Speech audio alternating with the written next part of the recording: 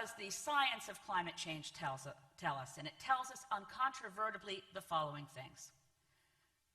Humanity has already changed the chemistry of our atmosphere.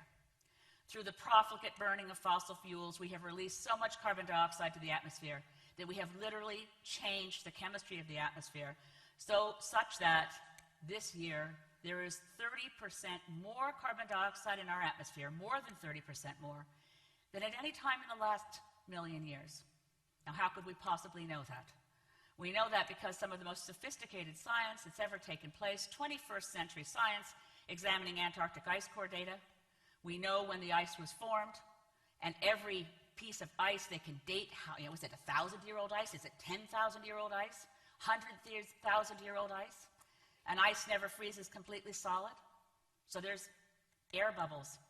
And every air bubble is like a time capsule into the atmosphere and the chemistry of our atmosphere when that ice was formed. We know that carbon dioxide is a powerful warming gas, and that without the natural greenhouse effects, this planet would be too cold to sustain life.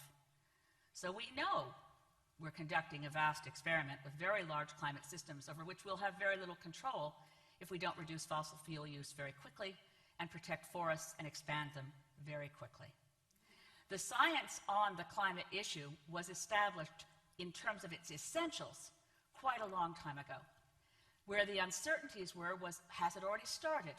Are we seeing observed levels of climate change that rise above the noise of regular climate variation? And yes, 2005 tied with 1998 as the hottest year on record. But we're looking at a system with enormous time lags. It's not about year-on-year temperature change. These changes are seen in decades, and over decadal terms, it's clear that the trend continues. That's why the scientists around the world, and that's why the governments around the world are not troubled by something that I'm sure our opposite team members will want to make much of tonight.